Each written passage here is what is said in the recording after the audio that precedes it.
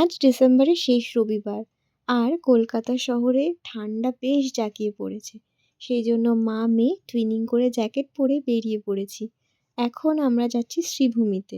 25th তো বাড়িতেই কাটালাম মায়ের জন্মদিন এই সব কিছু নিয়ে। তাই ভাবলাম আজকে মিষ্টি পাখি আমি মা যাই একটু ঘুরে আসি। যতদিন ধরে এই মেলাটা হচ্ছে, মানে যত বছর ধরে আমরা প্রত্যেকবারই গেছি। মিষ্টি পাখি যখন প্রথম হয়েছিল যে বছর, ওর প্রথম শীতকালেও ওকে নিয়ে আমরা এই মেলাটাতে এসেছিলাম। লাস্ট ইয়ার এই মেলাটাতে এসেছিলাম, কিন্তু এত ভিড় ছিল যে ওকে নিয়ে আর ঢোকার রিস্ক নিইনি। তাই ভাবলাম এবছর যাই একটু ঘুরে আসি।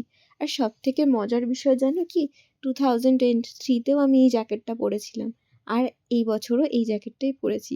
কোইন্সিডেন্টলি কিন্তু আমি ছবিগুলো দেখে ভাবছি মা আমি তো 2 বছর আগেও এই জ্যাকেটটা পরেছিলাম। যাই হোক, মজার বিষয়। এই যে দেখো, আমরা মেলাতে ঢুকতেই দেখলাম এরকম সুন্দর করে একটা প্রসেশন হচ্ছে। সুন্দর সুন্দর মেয়েগুলো পরী সেজে এরকমভাবে ডান্স করছিল। মিষ্টি পাখি তো প্রথমবার দেখলো, সে তো বেজায় খুশি।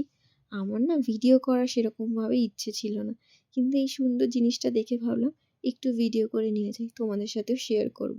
আমরা গেছিলাম 28 তারিখ, মানে রবিবারে। তারপরে এই যে এই প্রসেশনটা শেষ হলে আমরা মেলায় ঢুকে গেছিলাম। তারপর আর কোনো ভিডিও করা হয়নি। তারপর আমরা ফুড কোর্টে ঢুকে মা নিয়ে নিল একটা কফি, আর আমি আর মিষ্টি পাখি খেলাম একটা চিকেন মোমো। তারপরে একটা ভেটকি মাছের ফিশ ফ্রাই নিলাম, যেটা অনেস্টলি খুব ভালো খেতে ছিল।